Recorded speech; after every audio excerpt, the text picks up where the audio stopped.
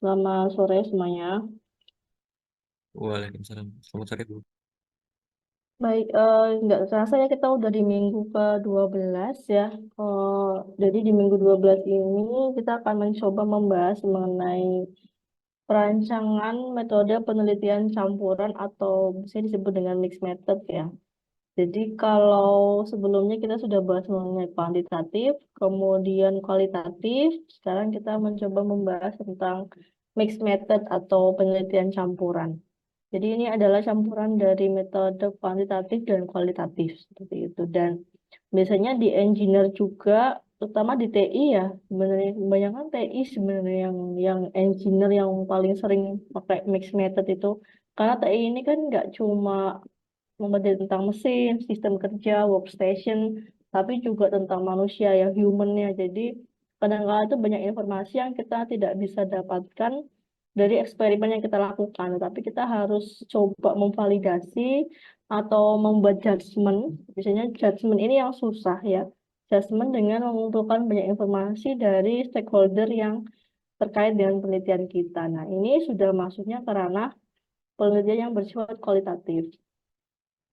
Nah, kemudian di metode penelitian mixed method ini sebenarnya sama yang pernah saya bahas bahwa tujuannya adalah sebenarnya untuk mengumpulkan data secara kuantitatif dan kualitatif secara baik sekuensial, concurrent, ataupun transformatif ya. Jadi kalau sekuensial itu berurutan dulu, ini dikerjakan, baru kerjaan yang lain. Kalau concurrent itu bareng-bareng dikerjakan, jadi ini ceritanya jadi kalau transformatif itu nanti ada yang di-convert gitu ya, ada yang diubah begitu. Jadi ada sedikit perubahannya lah. Jadi ada penambahan ini kualitatif kualitatif jadi up, jadi sesuatu gitu, jadi sesuatu yang baru. Nah, kemudian si penelitian mixed method ini sebenarnya untuk apa namanya? Mempunyai pandangan pragmatis ya. Pragmatis itu artinya kita itu mencoba untuk menyelesaikan semua permasalahan gitu ya yang sudah kita teliti dengan semua pendekatan yang ada. Jadi permasalahan yang kita teliti itu kita coba berbagai pendekatan, nggak cuma satu sudut pandang. Tapi permasalahan itu kita coba dekati dengan beberapa sudut pandang. Artinya kita menggunakan semua jurus ya untuk semua pendekatan agar menghasilkan agar menghasilkan penyelesaian yang cukup komprehensif. Kita mendapatkan pandangan terhadap masalah tersebut secara komprehensif dan kita mendapatkan penyelesaian masalahnya juga secara komprehensif juga gitu.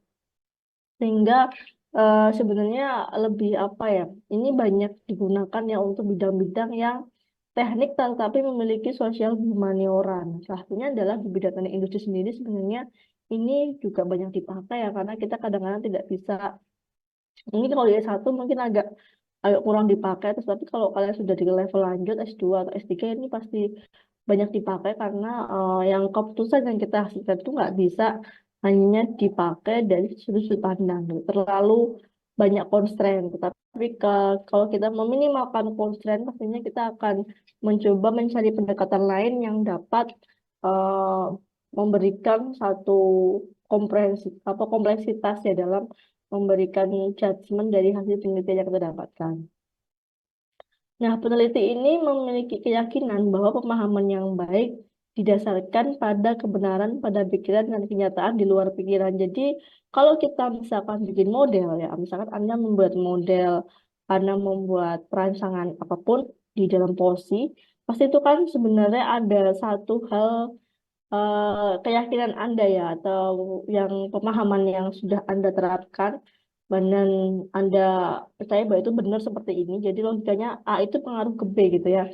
Tetapi di kenyataan di luar bisa jadi bahwa apa yang kita kerjakan itu tidak seperti itu. Apa mungkin ada berkebalikan dari apa yang sudah kita rancang begitu. Artinya di sini kan harus ada eh, apa ya penjelasan begitu ya penjelasan di luar dari model yang sudah kita buat gitu agar ini bisa diterima oleh pengguna model kita gitu jadi bisa diterima oleh pengguna model kita sehingga mungkin dalam itu saya itu nggak cuma "Oh, ini yang paling terbaik gitu ya tapi ada ini yang terbaik tetapi jika kondisinya adalah A B C gitu ya jadi itu yang mungkin bisa kita jelaskan tapi mungkin atau mungkin juga bisa bisa untuk menjelaskan kekurangan dalam penelitian kita seperti itu.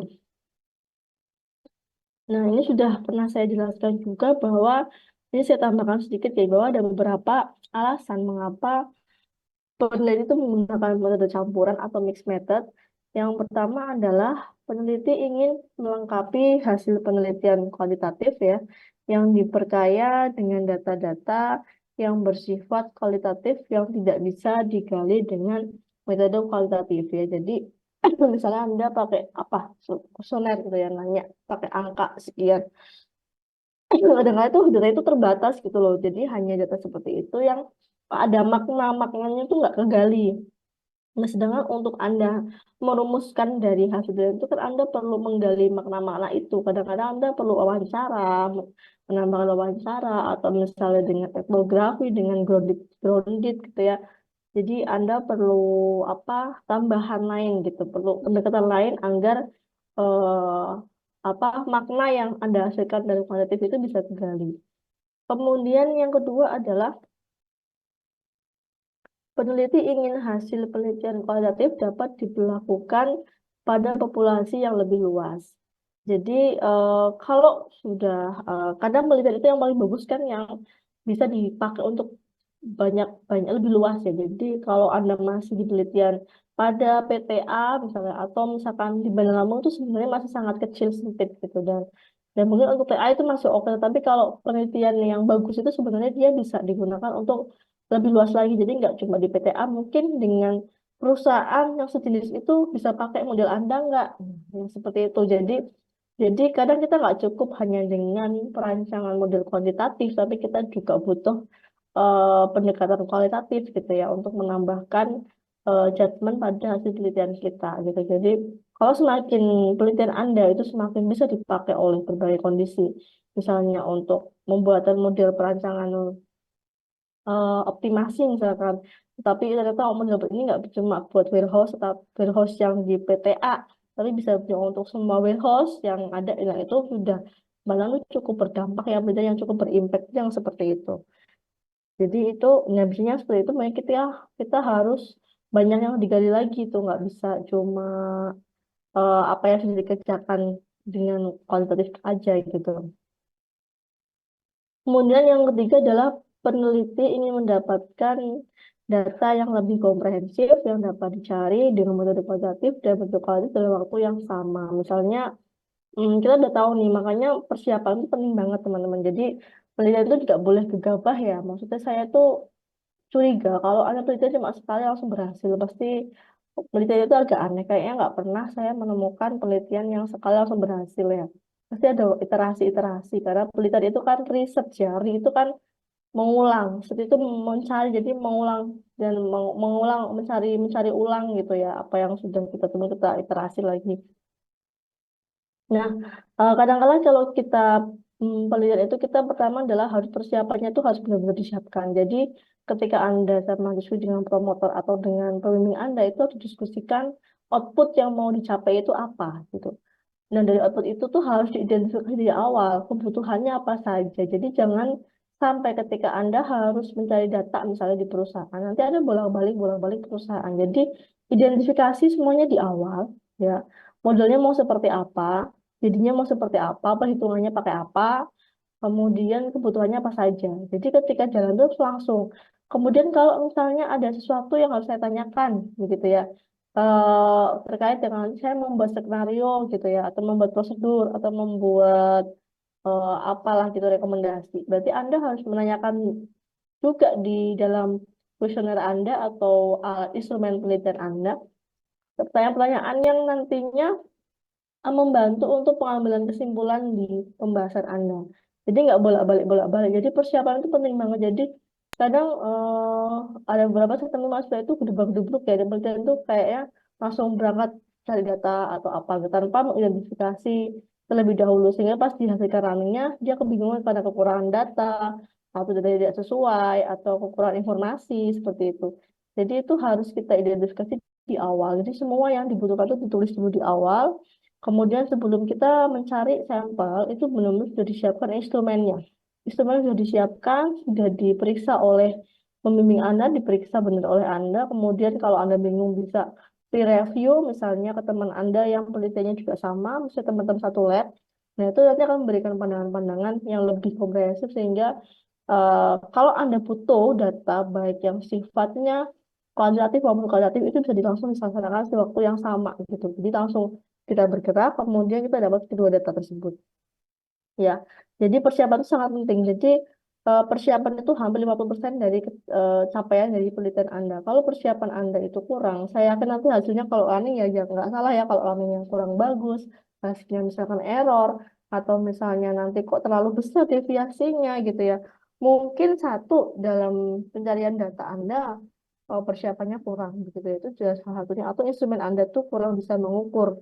Nah, itu juga hati-hati di situ. Kemudian yang keempat adalah peneliti ingin melakukan penelitian yang bersifat proses dengan metode kualitatif dan meneliti produk dengan metode kualitatif dan produk dengan metode kualitatif bisa juga ya. Jadi prosesnya kita coba di kualitatif, tanyakan kemudian produknya dari kualitatif ya, misalnya tingkat ceknya, misalnya apa namanya visualnya dan segala macamnya, pengukuran yang bersifat kualitatif. Kemudian yang kelima adalah membandingkan perspektif berbeda yang diambil dari data kualitatif kemudian kualitatif. Jadi kadang-kadang kita membandingin. Kalau kualitatif itu misalnya begini gitu ya. Kalau kualitatif itu sales itu akan naik. Tapi secara kualitatif, sales itu nggak selalu naik gitu ya. Kenapa? Nah, why-nya ini sebenarnya hal yang penting dibahas. Jadi kalau mengenai sales naik, itu hal yang biasa gitu. Semua orang tuh tahu. Tapi kalau Anda menemukan sesuatu yang beda ketika harga turun kok salesnya nggak naik ya gitu. Berarti kan ada something nih yang harusnya kan kalau harga diturunkan itu penjualan akan bertambah banyak. Tapi kalau diturunkan kok di sini penjualan nggak bertambah. Berarti why gitu kan. Itu yang harus dijawab dengan cara Anda harus mencari perbandingan-perbandingan perspektif gitu ya dari expert yang atau sampel yang Anda miliki gitu ya. Kemudian yang keenam adalah mengembangkan instrumen pengukuran yang agak tipe ya, pengukuran yang lebih baik dengan mengumpulkan dan menganalisis data kualitatif kemudian menerapkan instrumen ke sampel ya. Jadi kita melakukan, jadi kita ingin instrumen pengukuran kita tuh lebih baik, itu juga kita bisa tuh dengan cara mengumpulkan berbagai data kualitatif, kemudian kita terapkan di instrumen sampel kita, sehingga ketika ada pertanyaan yang mungkin dari responden itu kurang eh, ada pertanyaan dari responden itu kita bisa menjawab terus sudah diantisipasi di instrumen kita gitu ya untuk sesuatu yang sifatnya kualitatif yang kamu misalkan main tentang persepsi persepsi konsumen preferensi penggunaan produk baru misalnya gitu kan hal-hal yang sifatnya kualitatif gitu ya. Eh, oke produknya baru tapi belum tentu orang tuh mau beli loh gitu kan. Kan orang tuh punya persepsi masing-masing tentang produk baru ya. Misalkan oh mereka masih kurang percaya dengan produk baru, terus butuh waktu untuk memikirkan pembelian gitu kan. Jadi itu hal-hal yang sifatnya kualitatif gitu ya. Tapi mungkin kita nggak ukur. Jadi kalau kita sudah betul itu kita bisa membuat pengukuran yang lebih baik lagi ya nggak cuma kualitas tapi juga secara kualitatif. Terus bagaimana metode itu bisa dicampurkan ya? Yang pertama adalah tipe-tipe pencampur atau mixing itu misalnya bisa dua tipe research question jadi satu gitu ya. One fitting qualitative approach and other qualitative. Jadi yang satu untuk mengukur yang kuantitatif gitu ya dengan pendekatan yang satu lainnya diukur dengan kualitatif. Kemudian the manner in which research question are developed, bagaimana cara penelitian ini dikembangkan gitu ya. Mungkin kalau pas perencanaannya kuantitatif, kemudian partisipasinya mungkin ada yang kualitatif. Kemudian tipe sampling prosedurnya gitu ya. Jadi mencampurkan dua tipe sampling prosedur ya. Probability, misalnya kita pakai pembagian probability sama dengan purposive atau purposive gitu kan. Kemudian dua tipe data collection, dua tipe pengumpulan data. Misalnya satu datanya berupa survei, yang satu kita selain survei juga kita lakukan focus group discussion gitu ya. Misalkan Anda mengundang proses tentang ini Bu, tentang pemodelan untuk kebakaran gitu ya di hutan di Bandar Lampung, di Pelampung gitu. Kita ngundang nih, kita survei, oh jumlah hutan itu sekian yang rusak. Kemudian kita adain FGD misalnya dengan para pemadam kebakaran misalnya gitu ya. Bagaimana tanggapan mereka itu juga bisa. Jadi kita kumpulkan dari dua sisi pandang. Jadi mengumpulkan dengan survei dan mengumpulkan dengan FGD. Atau misalnya yang sering itu survei dengan interview ya. Yang satu survei dengan kuesioner, ngitung data ordinal, satunya lagi dengan cara wawancara juga bisa. Kemudian two types of data analysis. Dengan cara analisis satu kita secara numerik misalnya kita ngitung tadi kebakaran ya. Kita ngitung prediksi tentang lahan yang terbakar gitu ya atau lahan pemulihan. Yang satu kita dengan teks visual, misalnya kita gambarkan secara spasialnya hutan-hutan yang rawan kebakaran mana saja gitu ya. Jadi itu bisa jadi kita atau pertumbuhan penduduk juga bisa misalkan satu tentang numeriknya, satu lagi tentang visualnya atau daerah mana yang akan berpenduduk padat segala itu. Jadi itu juga mempercantik ya. Jadi kayak mix itu apa ya? Lebih memberikan apa ya? Gambaran yang lebih jelas gitu ya dari hasil penelitian kita. Kemudian tipe data analisisnya, dengan statistik, yang satu dengan tematik, begitu ya. Kemudian dua tipe conclusion, yang satu objektif, yang satu subjective interpretation. Jadi menurut objektif itu kayak gini, tapi subjektifnya dari sampel itu seperti ini dijelaskan di situ. Jadi ada dua pandangan. Nah, kemudian sifat penelitian dari mixed method atau campuran itu yang pertama adalah melibatkan pengumuman data kualitatif atau open ended ya. Kualitatif itu cenderungnya tuh dia open ended. Jadi dia kita tuh bisa menerima banyak informasi gitu ya. Makanya di penelitian kualitatif itu kita harus bisa apa ya menyaring informasi karena kalau dan Anda harus selalu kembali lagi ke tujuan penelitian Anda, kembali lagi ke rumusan masalah. Jadi selalu kembali ke situ agar Anda tidak berbelok-belok gitu ya. Jadi kalau data yang ditemukan itu banyak banget karena dia open ended sifatnya. Jadi apa aja tuh bisa masuk di rekaman Anda. Mungkin Anda kan rekam atau Anda mau foto atau apalah ya. Jadi mau dokumentasikan itu. Kemudian dari situ mungkin Anda kebingungan. Nah, itu Anda harus balik lagi ke tujuan penelitian Anda itu apa sehingga Anda nggak bingung di situ. Kemudian dan penelitian kuantitatif atau close ended, kuantitatif cenderung close ended ya karena kita udah men-setting gitu ya seperti ini kondisinya sehingga ya lebih rigid biasanya sebagai respon terhadap rumusan masalah atau hipotesis. Kemudian analisis dilakukan pada bentuk-bentuk data tadi sudah ya. Kemudian prosedur untuk pengumpulan dan analisis data kualitatif dan kuantitatif dijelaskan atau sistem yang digunakan alasannya, sumber-sumber data informasi dan langkah-langkah data. Waduh, ini kok banyak tipe ya. Langkah-langkah analisis data ya. Jadi langkah-langkahnya apa itu dijelaskan ya. Kemudian dua bentuk data digabungkan kalau misalnya melalui peleburan data, ya bisa juga datanya itu dileburkan terus digabungkan atau pelekatan data atau cuma ditempelkan aja. Oh kalau nomor satu artinya ini, nomor dua artinya apa, nomor tiga artinya apa gitu ya. Atau penggabungan data ya datanya digabungkan. Yang terakhir adalah prosedur menjelaskan waktu pengumpulan data antara penelitian kuantitatif dan kualitatif. Itu mau seperti apa? Jadi apakah Anda mau dibarengkan ataukah Anda mau sekuensial? Itu juga dijelaskan di situ. Terus serta penekanannya. Penekanannya mau apa? Ada yang misalnya kuantitatif banget gitu ya. Terus kualitatif itu untuk melengkapi aja sebagai apa konfirmasi gitu. Tapi ada juga yang kualitatif banget ya. Tapi di akhir dia harus validasi dengan kualitatif. Jadi dia butuh sampel untuk kualitatifnya itu juga ada. Jadi ada kalau saya sudah pernah nemuin, tapi saya sendiri masih mixed method sih. Tapi sudah menemuin yang kualitatif banget penelitiannya tentang konsep, tapi di ujung dia harus membuktikan konsep itu pada sampel. Jadi mau nggak mau dia harus melakukan penelitian kuantitatif gitu ya, yang nanti itu akan dihitung secara statistik gitu kan, yang akan melibatkan angka-angka. Terus ya tadi ya sudah. Kemudian jenis rancangan metode penelitian macam atau mixed method ya. Yang pertama adalah dikenal dengan three basic mixed method design atau tiga rancangan metode penelitian campuran dasar.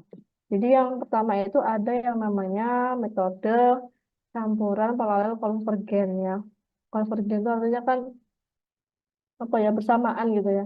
Konver di sini adalah yang pertama ada pengumpulan dan analisis data kuantitatif, kemudian dilakukan juga pengumpulan dan analisis data kualitatif atau kual. Nah, kemudian di sini kita akan mencoba membandingkan atau juga menghubungkan nih. Jadi dibandingin nih antara dua tadi, atau kita menghubungkan. Oh, berarti kualitatif ini bisa dijelaskan mengenai atau sebaliknya gitu ya. Kemudian setelah itu baru kita menginterpretasikan ya dari hasil yang ditemukan. Itu adalah metode sequential explanatory ya. Kalau explanatory sebenarnya lebih ke kita lakukan dulu penyelesaian analisis data kuantitatif. Jadi sebenarnya kuantitatif, kemudian tidak hasilnya itu tidak lanjuti dengan pengembangan analisis data kualitatif atau kualitatif ya. Lalu kita interpretasikan. Misalnya saya punya perancangan model optimasi X ya. Kemudian atau model sistem dinamis ini gitu ya. Itu kan kualitatif. Kemudian saya perlu melakukan pengumpulan analisis kualitatif ya dari model ini apakah mereka mampu gitu ya menerima model ini kemudian kekurangannya di mana. Nah, itu kita bisa lakukan penilaian kualitatif di situ ya. Kemudian dari segi persepsi pandangan mereka seperti apa? Apakah ini bisa digunakan seperti itu. Kemudian baru kita interpretasikan. Kemudian yang berikutnya adalah metode eksploratory. Kalau eksploratory itu lebih ke sebenarnya kualitatif dulu ya. Jadi kita lakukan penelitian kualitatif ya. Kemudian di situ kita udah tahu teorinya, udah tahu konsep gambarnya seperti ini. Kemudian setelah tahu konsep atau gambarannya, baru kita lakukan pengumpulan analisis data kuantitatifnya gitu kan. Jadi udah tahu data-data kualitatifnya kita kumpulkan. Oh, terus habis itu kita bentuk framework atau konsepnya. Terus ada kita dapat nih, oh berarti untuk perancang pertumbuhan dari industri X itu perlu mendapatkan data, misalnya data kinerja atau misalnya data jumlah karyawan gitu ya. Jadi itu kuantitatif. Kemudian baru kita interpretasikan.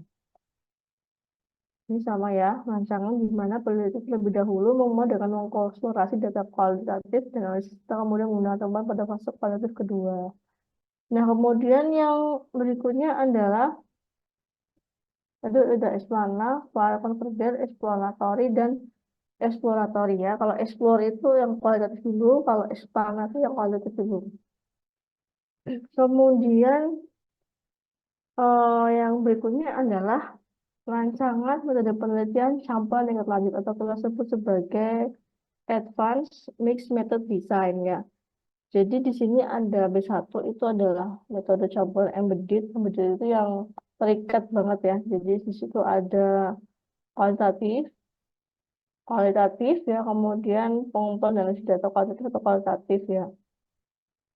Jadi pengumpulan itu bisa dilakukan analisis sebelum atau sesudahnya ya. Jadi kualitatif itu bisa berdampingan begitu ya. Jadi itu kita lakukan di dalam kualitatif itu ada kualitatifnya, di dalam kualitatif ada kualitatifnya gitu loh. Jadi dia itu embedded atau tertanam di situ gitu. Jadi di dalamnya kalau kita kualitatif itu ada kualitatifnya, di dalam kualitatif juga ada kualitatif jadi embedded di sini. Jadi ini misalnya yang gede ini adalah kuantitatif ini, terus yang kemudian yang kecil itu kualitatifnya gitu. Jadi dia embedded jadi di dalamnya itu sudah ada, baru kita interpretasikan. Atau metode campuran transformatif ya. Di sini kita mentransformasi misalnya metode konvergen, eksploratory atau embedded di sini dicampur kemudian baru kita interpretasikan ya apa-apa saja informasi yang bisa kita dapatkan dari konvergen ini ya dan eksploratory dan ini kita bisa rangkum dan kita bisa interpretasikan semuanya. Kemudian ada yang lagi yang namanya multifase ya. Jadi kalau multifase itu ada fase longitudinal, kemudian ada multiproyek, dan ada skala besar ya. Jadi kalau multifase itu sebenarnya beberapa tahap. Misalnya di sini kita gambarkan penelitian pertama itu tentang mixed methodnya itu pencampurnya itu kualitatif atau kualitatif ya. Kemudian hasilnya ini dia bisa memberikan informasi ke penelitian yang kedua. Jadi diiterasi lagi tentunya. Penelitian yang kedua ya untuk penelitian tentang mixed method untuk kualitatif dan kualitatif. Kemudian bisa memberikan informasi lagi gitu ya dari penelitian kedua ini bisa informasi lagi untuk menghasilkan penelitian yang ketiga. Jadi semua itu saling seperti sequence tapi multifase ya. Fase ini baru ngasih informasi jadi memberikan output sebagai input untuk penelitian yang kedua, penelitian kedua menghasilkan output sebagai input untuk penelitian yang ketiga dan seterusnya. Nah, jadi di sini outputnya kemudian ngasih input untuk penelitian dua. Di sini keluar outputnya untuk penelitian yang ketiga dan seterusnya. Nah, biasanya ada beberapa sih yang dituliskan dalam metode menggunakan unsur campuran itu, misalkan seperti huruf besar ya, jadi lebih banyak penekanan pada metode apa, misalnya kualitatif atau kualitatif. Kemudian huruf kecil lebih sedikit penekanan pada metode. Kemudian kalau di plus itu artinya konvergen ya, misalnya kualitatif plus kualitatif ya. Kemudian kalau sequence tadi yang kualitatif dulu baru kualitatif. Jadi enggak, kalau ini kan ditambahkan yang kualitatif sama kualitatif itu saling melengkapi sebenarnya. Kalau yang sequential itu ada sequence, ada waktu jedanya gitu ya. Kualitatif baru kualitatif. Kemudian kalau tadi MOD tadi ya dilekatkan ya dalam kualitatif itu ada kualitatifnya, ada terus sebaliknya dalam kualitatif ada kualitatifnya. Jadi dilekatkan situ atau embedded tadi.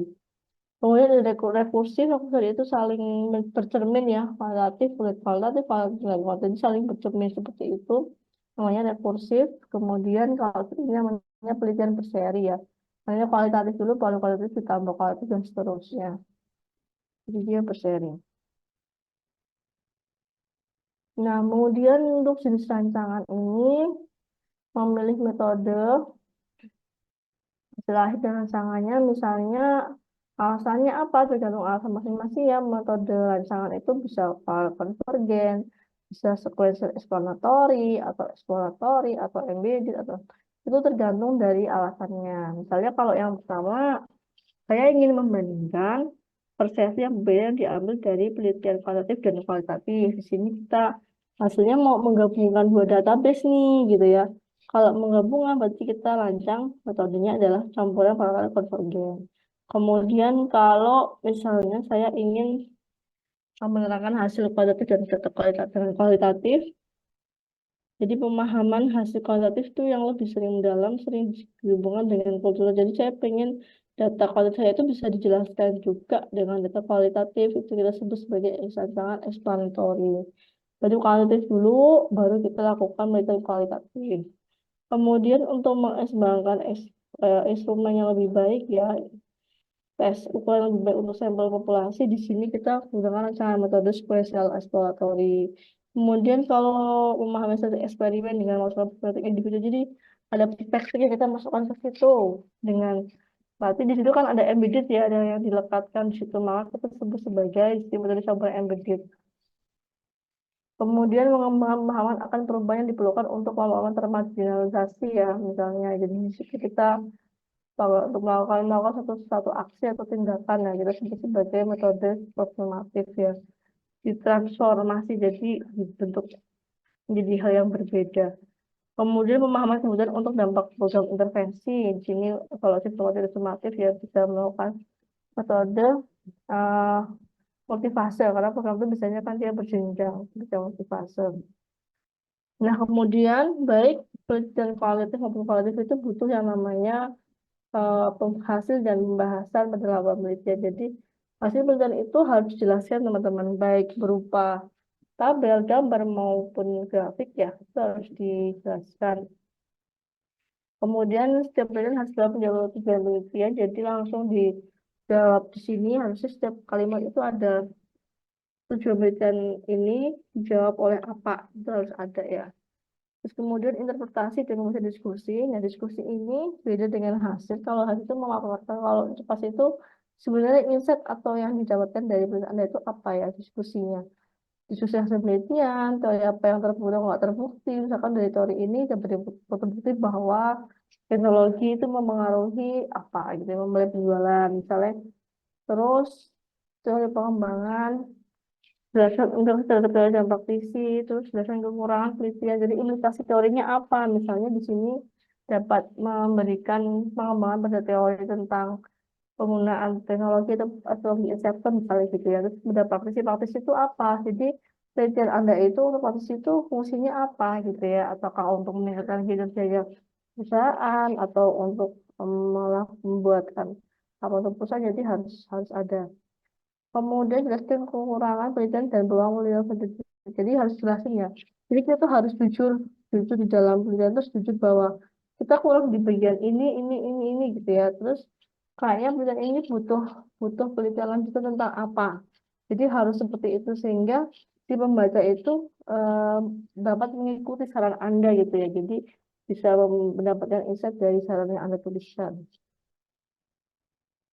Mungkin itu sih untuk penelitian kualitatif. Intinya adalah tadi kita belajar beberapa jenis rancangan metode penelitian. Kemudian yang terakhir adalah fokus tentang pembahasan ya. Karena pembahasan itu tuh sesuatu yang kadang penting tapi disepelekan ya. Jadi saya sering banget nemu pembahasan itu nggak fokus, terus nggak menjawab rumusan masalah, nggak menjawab tujuan bacaan itu disingkirkan. Jadi kita harus bermain dengan bahasa yang seefektif mungkin gitu ya untuk menjawab penelitian yang sudah Anda janjikan.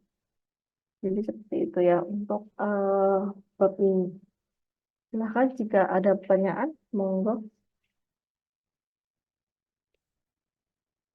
Jadi Anda mau beli yang mana itu tergantung kebutuhan Anda. Jadi dilihat lagi di proposalnya itu saya kira-kira mau melakukan penelitian yang bersifat apa ya, kualitatif atau kualitatif gitu ya. Jadi dilihat saja karakteristik masalahnya, terus jangan apa namanya,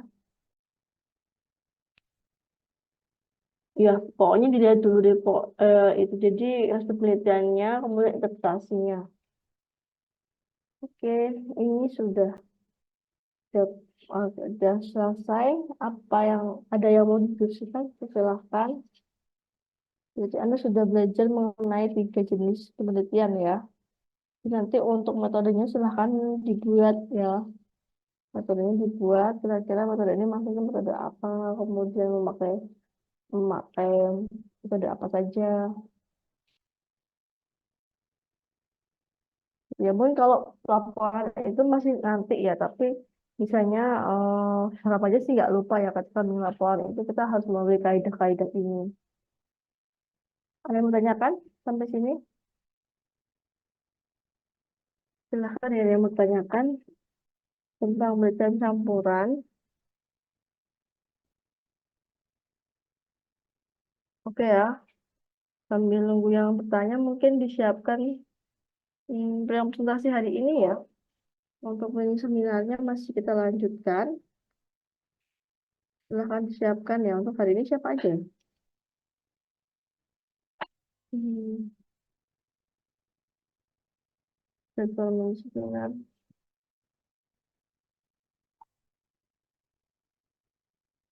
Hari ini itu ada di tanggal 14 ya.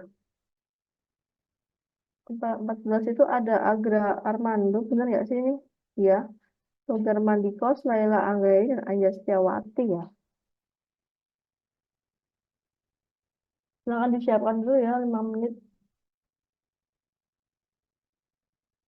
untuk persiapan. Cukup 5 menit aja ya nanti presentasinya.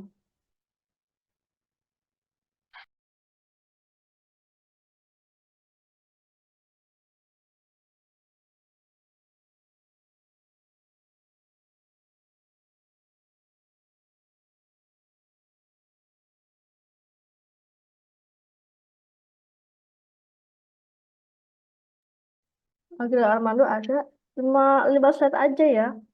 Jangan banyak-banyak. Ada, Bu. Jadi 5 menit aja. Ini coba saya review. Ini sudah bisa belum ya untuk share screen-nya?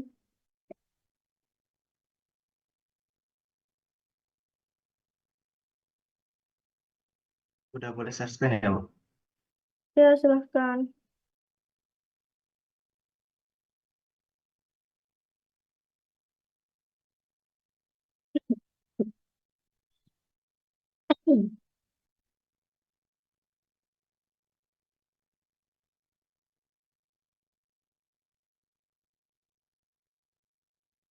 Apakah sudah terlihat, Bu? Sebelah sebelah.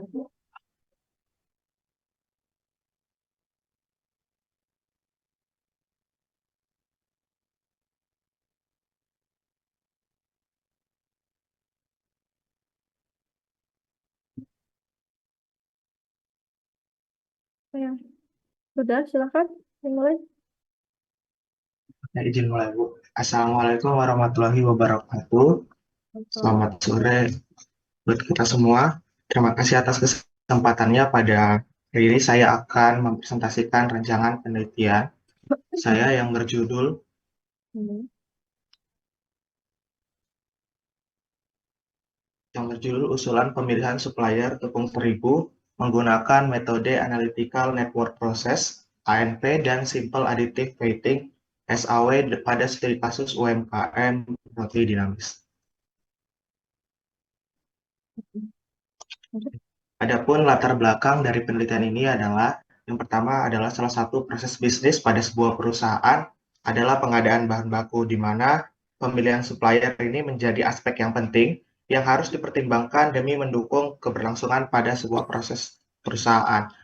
Pada UMKM roti dinamis sendiri, memiliki 3 supplier dalam memasok bahan baku tepung terigu, di mana setiap suppliernya memiliki karakteristik supplier yang berbeda, mulai dari harga tepung terigu, kualitas tepung terigu, hingga waktu pengirimannya. Namun dari ketiga supplier tersebut, pada UMKM roti dinamis belum memiliki supplier yang dijadikan supplier utama atau prioritas supplier. Oleh karena itu, berdasarkan masalah tersebut, akan digunakan 2 metode. Yang pertama adalah Analytical Hierarchy Process (ANP) untuk memperoleh nilai bobot kriteria dan subkriteria dari setiap alternatif supplier yang ada.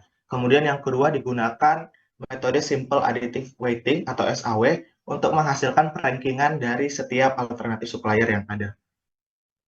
Selanjutnya, untuk rumusan masalah dari penelitian ini, yang pertama yaitu bagaimana menentukan kriteria dan subkriteria yang digunakan sebagai pertimbangan untuk pemilihan supplier tepung terigu di UMKM roti dinamis. Kemudian perumusan masalah kedua, bagaimana menentukan bobot dari setiap kriteria yang telah ditentukan untuk pemilihan supplier tepung terigu menggunakan metode Analytical Hierarchy Process. Dan rumusan masalah yang terakhir adalah bagaimana menentukan supplier tepung terigu yang terbaik pada UMKM roti dinamis dengan menggunakan metode Simple Additive Weighting.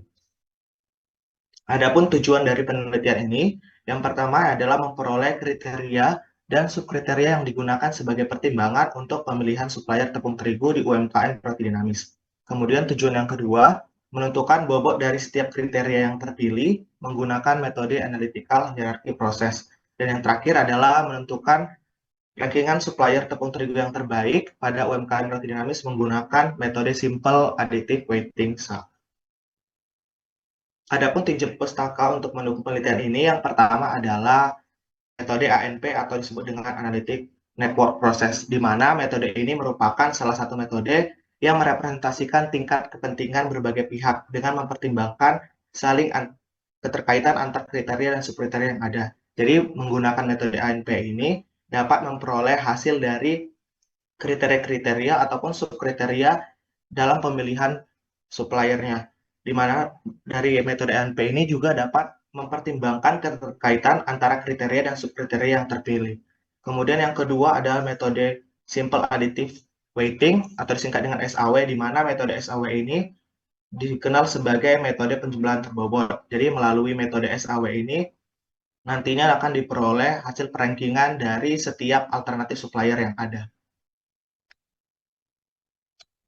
Kemudian berdasarkan penelitian ini dapat dipetakan berdasarkan objek penelitian dan metodenya, di mana penelitian ini berada pada objek penelitian industri makanan dan minuman dengan menggunakan metode ANP dan SAW.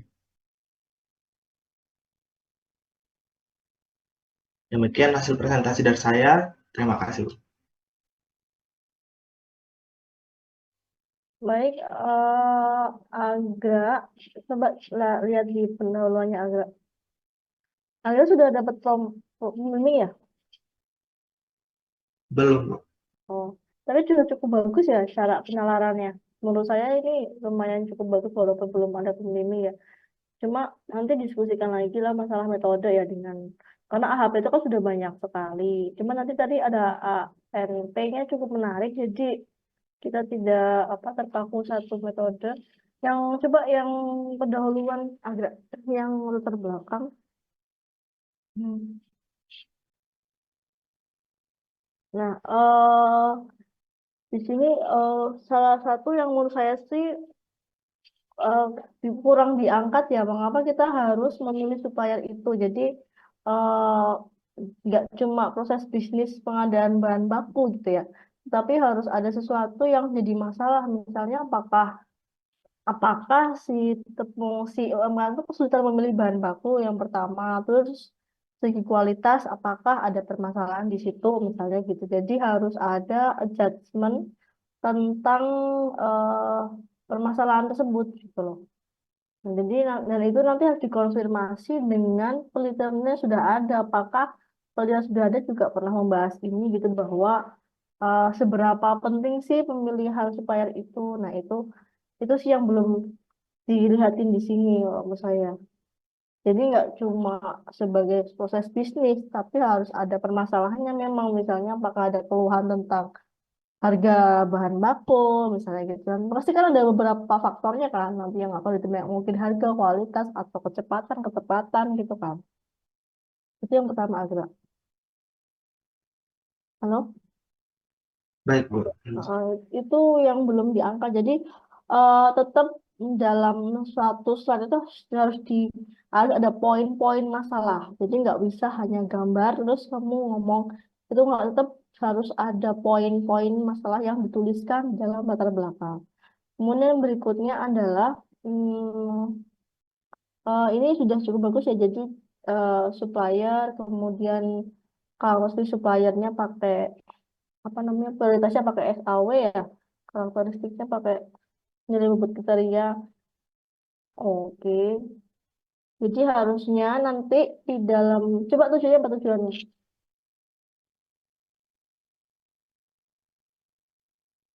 Gimana, Tujuan, Bu? tujuan dituliskan nggak tujuannya di sini? Oke, kriteria oke, bobot. Kriterianya pakai, berarti kriterianya pakai AHP itu ya? ANP-nya, Bu. Iya.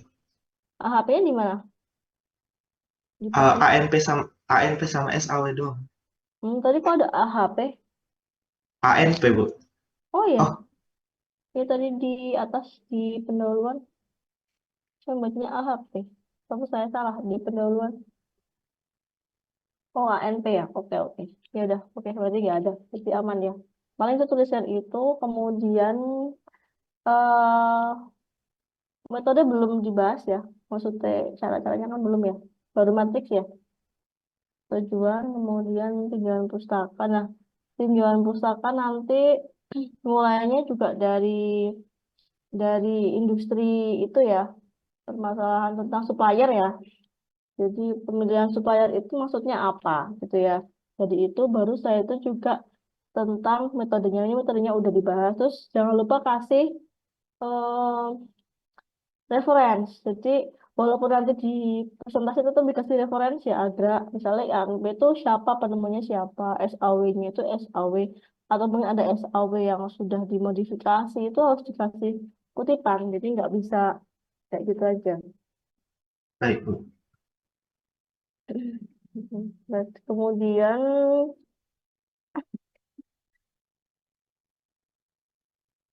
kemudian yang berikutnya tentang matriks penelitian atau peta. Kalau peta sama matriks itu beda ya. Kalau peta itu bentuknya kayak tahun pertama mau meneliti apa, tahun kedua apa, tahun ketiga itu peta penelitian. Kalau ini namanya matriks penelitian, jadi itu beda ya. Berarti ini matriks bukan peta. Jadi dibaca lagi antara matriks penelitian dengan peta penelitian itu berbeda. Kalau peta berarti kamu menetapkan bahwa peta pertama saya mau ini, kedua mau ini, ketiga ini gitu. Kadang-kadang ada yang salah di situ. Kemudian di sini hati-hati dengan objek penelitian tidak industri perkapalan, industri manufaktur, bahan pangan, industri retail, industri makanan dan minuman. Hati-hati ya, manufaktur itu bisa mencakup manufaktur yang mengurusi bahan pangan, manufaktur retail yang ngurusin manufaktur yang mengurusi industri makanan dan minuman. Industri makanan dan minuman juga. Jadi dibedakan manufakturnya itu maksudnya apa? Manufaktur. Jadi hati-hati ya. Jadi manufaktur itu artinya bisa luas banget. Jadi apakah mau manufakturnya itu apa itu dijelaskan juga, soalnya saya hati-hati karena ini ada bahan pangan, padahal dirimu itu juga bahan pangan sebenarnya gitu. Jadi kalau masih pada tepung terigu, nah itu juga hati-hati. Jadi pembelian atau misalnya diganti aja objeknya apa ya, menjadi fokus ada di sini misalnya supplier apa gitu misalnya gitu. Soalnya aku agak khawatir atau harus ada khawatir dengan manufaktur dan industri makanan dan minuman itu gitu. Kalau retail itu jelas ya, retail kan penjualan. Tapi yang manufaktur bahan pangan apa maksudnya bahan pangan? Agak industri apa tuh yang Syahputra itu? Halo, Agra? Halo, halo, halo. Ya, Bu. Bahan pangan tuh apa? Di situ yang si Syahputra yang teliti. Jadi di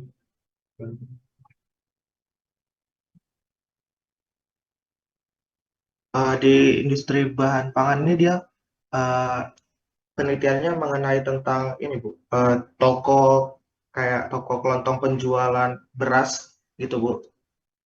Hmm. Oh, ya, ya, ya, ya. Oke, oke, oke. Iya, iya, iya. Oke, oke. Itu manufaktur dan makanan minuman itu hati-hati ya. Itu kayak juga yang sama atau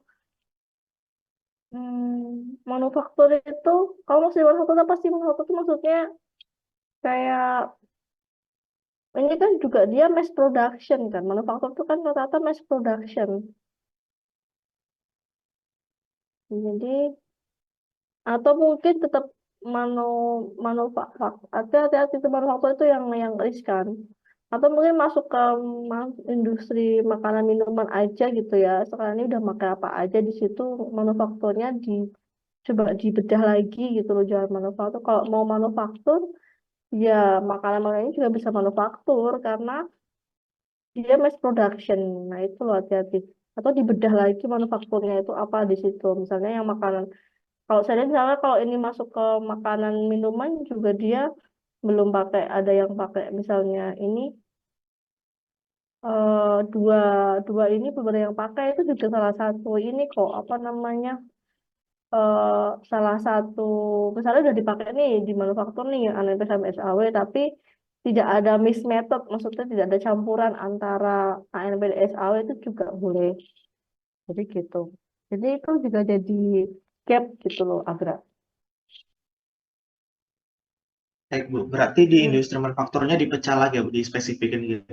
Pecah lagi atau misalnya ini masuk ke manufaktur juga, sebenarnya kalau ANPSAW belum pernah ada yang pakai kedua-duanya, mixnya itu bisa jadi gapnya di sini gitu loh. Kenapa kok keduanya dipakai itu dijelaskan aja tadi, yang satu itu kekurangannya di mana, satu kekurangannya di mana gitu. Baik Bu. Oke, oke, terima kasih, agak lanjutkan. Bu, saya tutup. Terima kasih atas sarannya. Wassalamualaikum warahmatullahi wabarakatuh. Ya, warahmatullahi.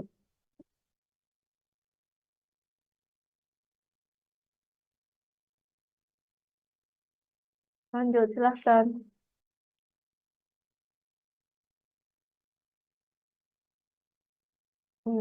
Togar ada, Togar Mandikos.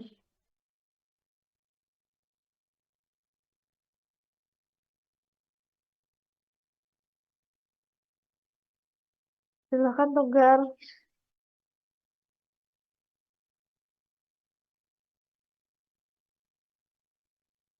Halo, halo. Togar ada nggak ya? Oh tidak, tidak tampak, atau mau yang duluan?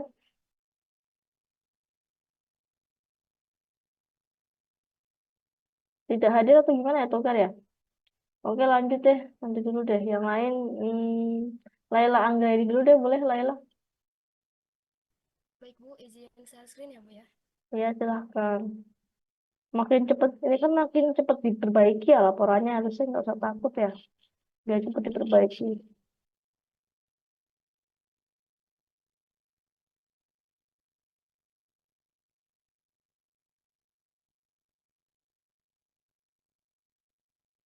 Apa sudah terlihat, Bu?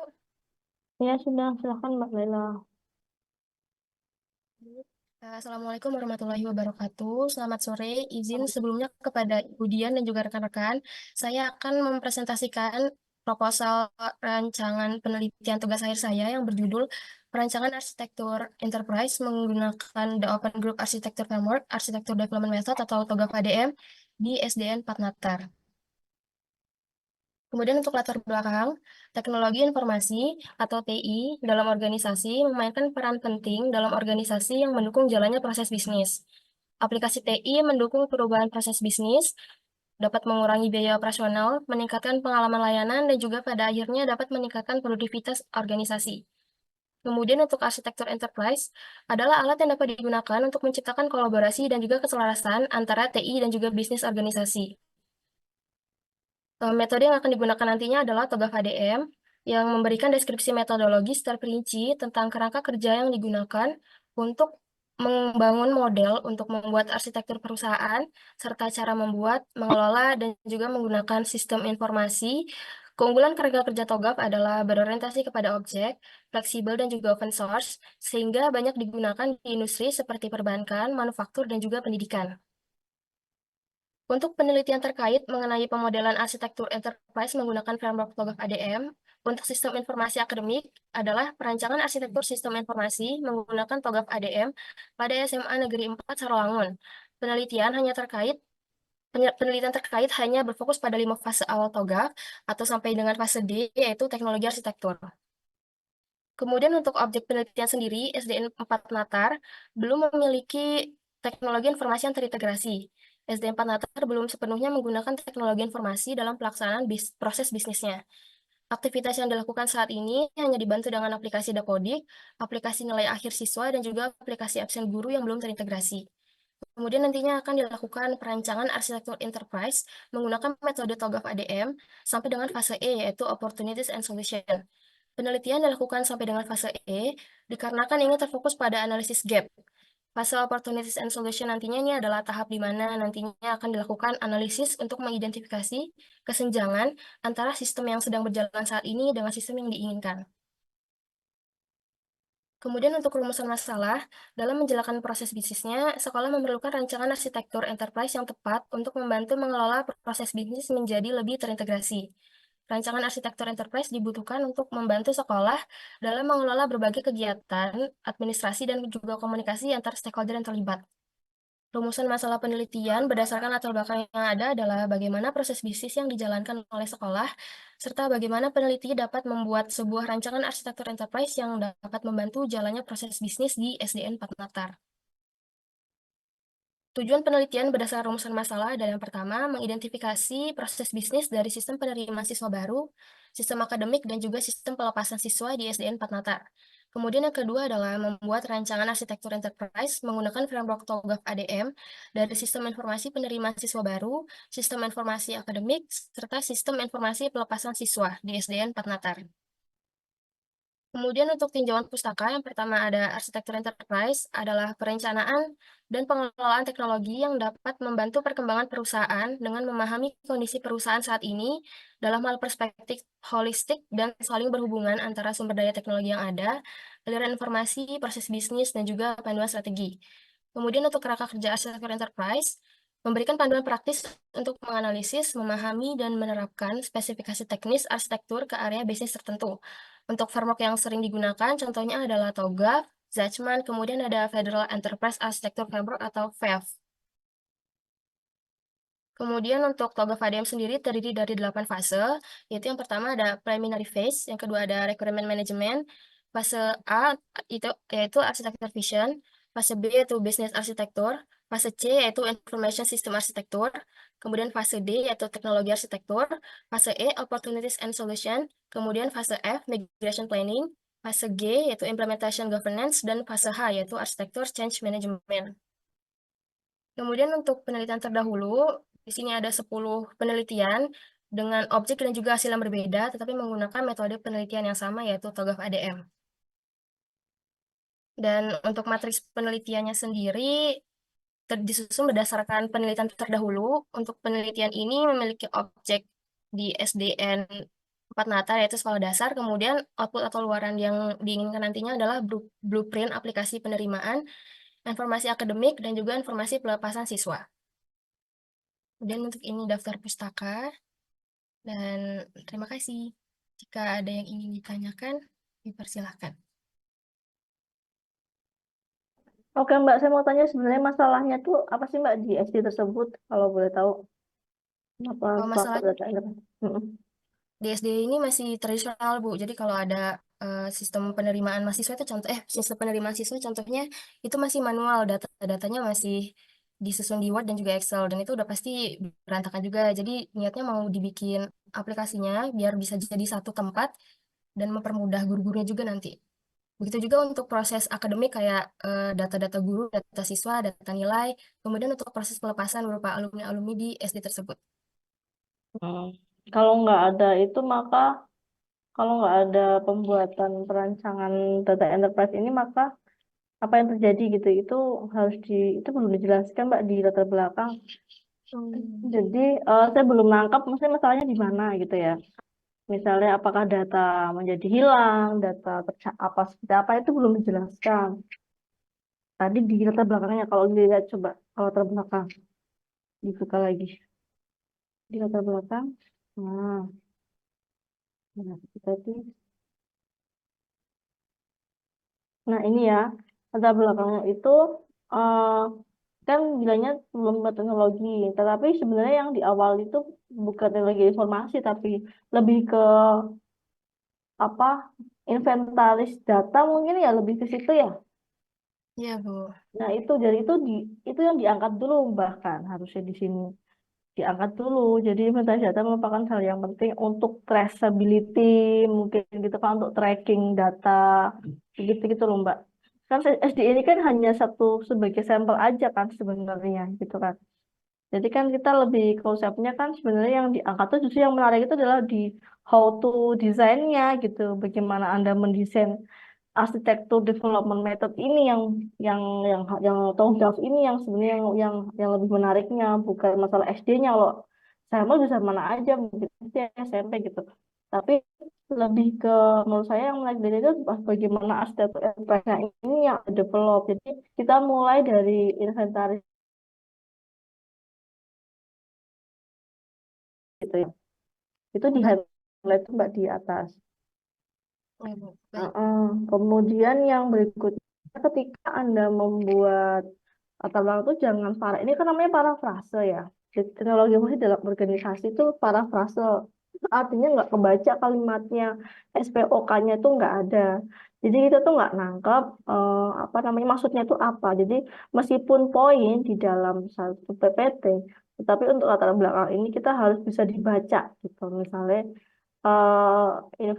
inventaris data eh, apa namanya merupakan atau menjadi salah satu cara untuk melakukan pelacakan pada siswa misalnya gitu.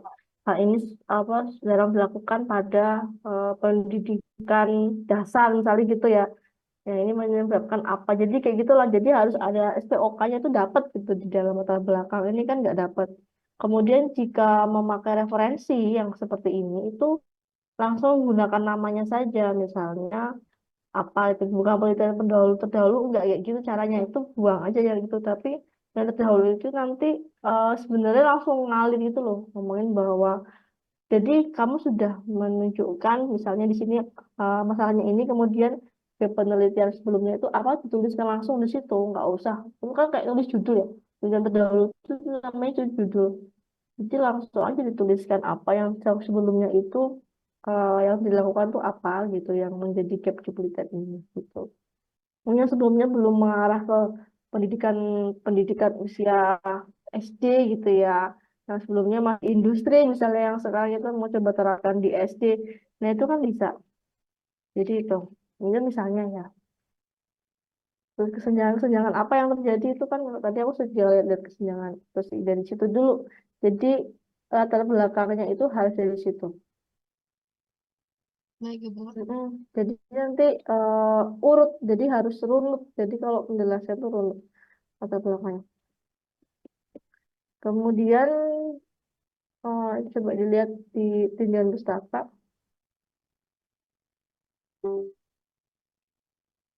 Duh, maaf Ibu, audionya bermasalah. Suaranya Oh, tidak terdengar. saya, halo, saya ya, cek, cek, cek, halo, halo, halo, udah kedengeran belum Mbak? Cek, tidak terdengar. Sudah Ibu, sudah. Oh ya, terus coba tinjauan pustaka. Tinjauan pustaka, sebenarnya tujuannya udah mulai runut ya. Maksud saya cukup menarik sih. Oh ya, menjelaskannya itu nggak usah semuanya kecuali penelitian yang sudah dilakukan ya. Jadi misalnya yang digunakan TOGAF ya fokus ke TOGAF aja.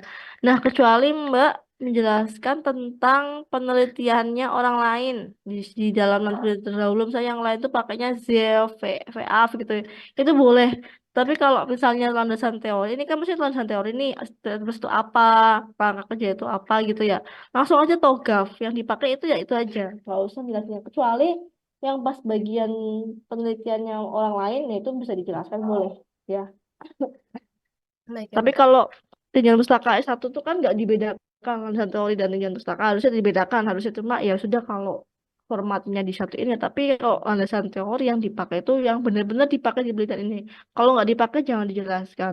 Kecuali Anda jelasin tentang nanti kan ada bab penelitian terdahulu tuh. Nah, itu jelasin di situ. Jadi yang lainnya pakai ini, saya kekurangannya di sini, pakai VA kekurangannya di sini. Jadi saya pakai TOGAF karena apa? Pokoknya yang menjawab penelitian inilah. Tuh. Terus kemudian terakhir ada lagi ke bawah. Hmm, halo, oh ini ya Penelitian atau di mana Ibu? atasnya lagi apa? Ini udah mulai bagus ya objeknya, udah kelihatan lah objeknya ya. Oke oke, ya sudahlah lanjutkan aja Mbak, udah mulai kelihatan kok objeknya. Udah saya cukup ya Mbak, terima kasih, selamat dilanjutkan. Oke Bu, terima kasih banyak. Izin stop ya Bu ya. Ya silakan Mbak. Oke, selanjutnya ada selanjutnya siapa? Ayo lanjutkan yuk. Izin Anjar share screen, Ibu. Setiawati. Iya silakan Mbak Anjar. Togar nggak ada ya kayak tadi join, terus sekarang nggak ada. Seadanya ya, maksudnya yang sampai sekarang Anda kerjakan tuh apa gitu. Jadi kita bisa tahu kekurangannya di mana.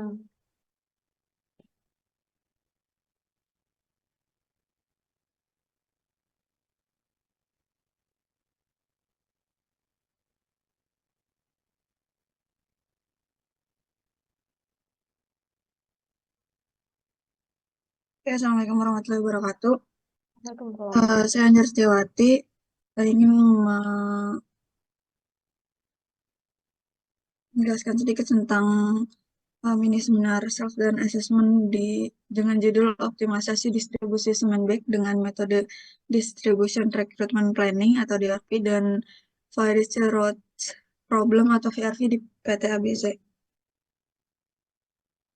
Di mana di latar belakang penelitian, menurut data ASI atau Asosiasi Semen Indonesia, Indonesia mengalami kelebihan kapasitas produksi semen yang signifikan dan terus-menerus meningkat. Selama 9 tahun terakhir di 2015 sampai 2023, meskipun kapasitas produksinya tumbuh pesat di 5,9% per tahun, yaitu uh, 118,1 juta ton. Permintaan domestiknya meningkatnya hanya 0,75%, yaitu 64 juta ton. Hal ini mengakibatkan overkapasitas yang cukup besar mencapai 54,1 juta ton. Terus yang selanjutnya juga ada biaya distribusi yang meningkat, kemudian ada waktu pengiriman yang kurang tepat dan kurang tepat dan terlalu lama. Maka penelitian memasukkan pendekatan integrasi dengan VRP untuk di mana integrasi DRP dan VRP ini diharapkan mampu untuk mengatasi kompleksitas distribusi semen bag untuk meminimalkan biaya distribusi dan waktu pengiriman, serta meningkatkan efisiensi operasional di PT ABC dengan kondisi kelebihan kapasitas produksi.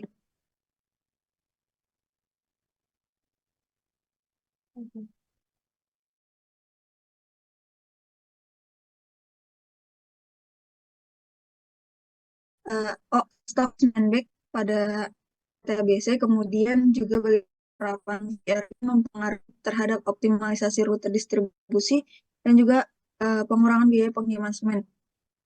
Selanjutnya adalah pengaruh dari penggunaan DRP sendiri terhadap pengurangan biaya total distribusi semen bag, yang dimana tujuan penelitiannya menjadi analisis pengaruh penerapan DRP terhadap optimalisasi stok semen bag dalam kondisi kelebihan kapasitas, kemudian juga analisis pengaruh penerapan VRP terhadap optimalisasi rute distribusi dan pengurangan biaya pengiriman semen. Kemudian evaluasi efektivitas integrasi metode DRP dan VRP terhadap pengurangan biaya total distribusi semen bag setelah penerapan DRP dan VRP. Kemudian ada landasan teorinya, yaitu DRP itu sendiri, di mana DRP merupakan sistem perancangan yang mengintegrasikan perancangan kebutuhan material dengan perancangan distribusi, di mana DRP ini tidak hanya mempertimbangkan pemerintahan pelanggan, tapi juga memperhitungkan persediaan di berbagai titik distribusi, lifetime pemesanan, dan kapasitas penyimpanan. Tujuan utamanya untuk memastikan bahwa persediaan yang cukup tersedia di menyimpan persediaan yang berlebihan.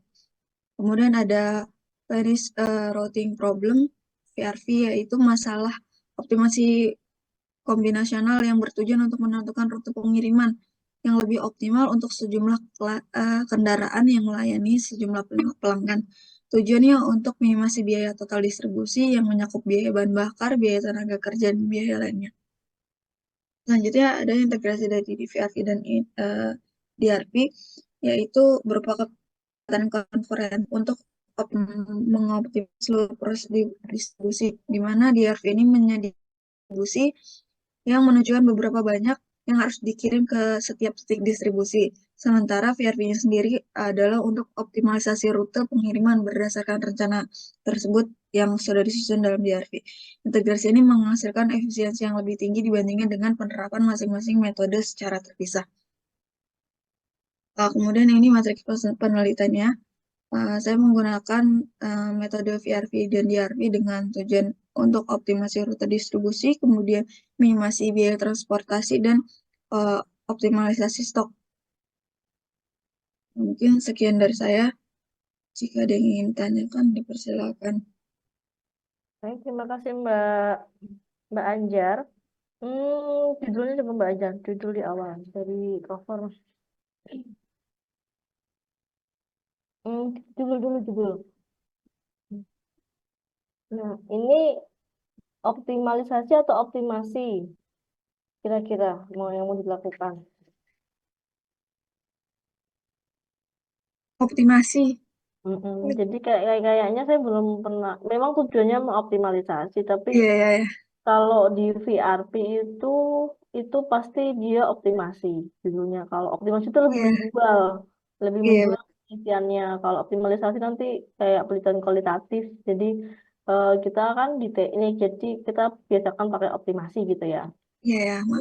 Minimasi biasanya untuk cost ya, kalau optimasi untuk misalnya rute apa nih, ya optimasi lah boleh.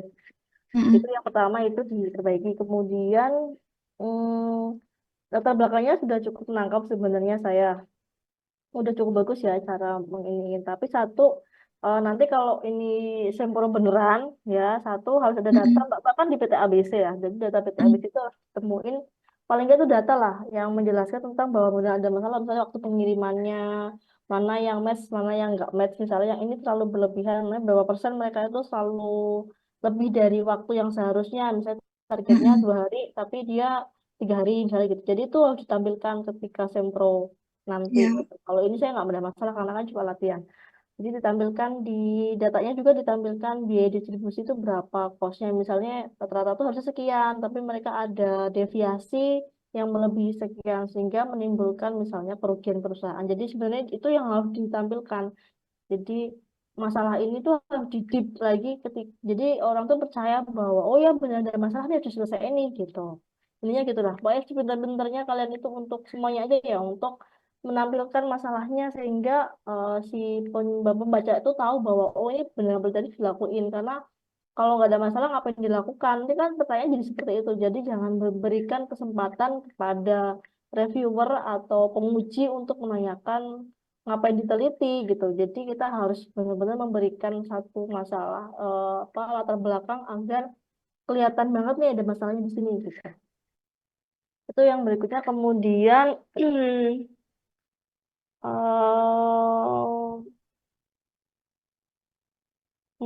landasan teori. Nah, landasan teori coba Mbak.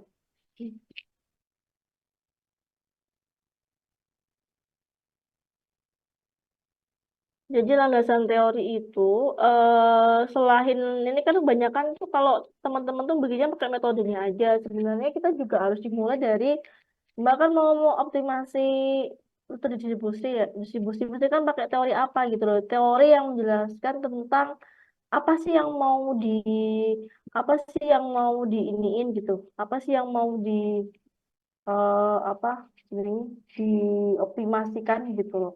Jadi rute distribusinya itu harus dijelaskan juga atau pakai di RP ini atau gimana Mbak? Bagaimana, Bu? Tentang rute distribusinya, teori tentang rute distribusinya. Oh ya, rute distribusinya ada lagi dengan yang lainnya. Yaitu ditampilkan juga. Jadi nggak cuma bahas tentang metodenya, oleh satu itu, tapi juga masalahnya. Jadi kayak misalnya saya bahas tentang apa eh, distribusi rute distribusi itu yang saya pakai itu teorinya siapa gitu. Rute distribusi itu semua teori ini tuh harus meminimalkan misalnya jarak misalnya gitu. Nah itu yang Hmm, ngomong tuh siapa jarak itu. Jadi harus ditampilkan itunya Mbak. Jadi baru Oke. setelah itu tampilkan juga masalah metodenya. Kayak udah. Terus kemudian yang ini harus dikasih kutipan ya Mbak, nggak boleh jadi doang orang sambil itu harusnya ngomong siapa. Oh Dan ya. kalau lulusan teori itu harusnya harusnya bukan orang yang bikin jurnal biasanya sih yang penemunya ya. Jadi kita biar nggak plagiarisme penemunya siapa gitu. Nggak apa-apa karena penelitian itu nggak harus 10 tahun jurnal ini ya, tapi sebutuhnya kita. Walaupun nanti untuk pembaruan kasus memang butuh jurnal yang 10 tahun. Tetapi untuk penelitian teori saya rasa sih kalau ilmunya Albert Einstein, misalnya kita mau ganti ilmunya orang Indonesia kan nggak ini kan. Jadi ya semua orang udah tahu ini ilmunya Albert Einstein misalnya gitu. Semua udah tahu ini punya Forrester, ya sudah gunakan itu. Ya, ada kutipan jangan lupa kalau di teori. Kemudian lanjut lagi.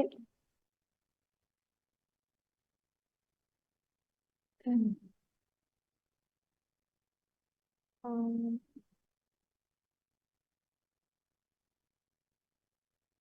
citasi ya, citasi lebih ke citasi. Oke. Rute menggunakan biaya tujuan optimasi, rute optimasi pengendalian persediaan.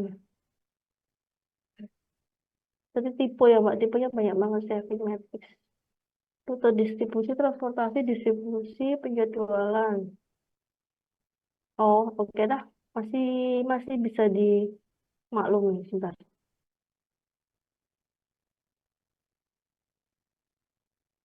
Hmm, oke. Oke, masih bisa sih Mbak menurut saya. Oke, Mbak Anjar, selamat. Silakan dilanjutkan lagi ya. Ya, mungkin saya tutup. Terima kasih, Ya. Bu, atas masukannya. Wassalamualaikum warahmatullahi wabarakatuh. Waalaikumsalam warahmatullahi wabarakatuh. Oke, sudah ya. Ada si Togar masuk nggak? Ini Togarnya lagi nggak ada ya. Jadi kalau Togar nggak ada, mungkin minggu depan aja. Terima kasih ya atas semuanya sudah eh, banyak kemajuan. Ya mungkin untuk yang persoalan selanjutnya mungkin bisa lebih baik lagi ya, karena sudah melihat ya teman-temannya di apa melakukan apa namanya presentasi. Semangat terus, lanjutkan terus. Saya tutup. Assalamualaikum warahmatullahi wabarakatuh. Selamat sore.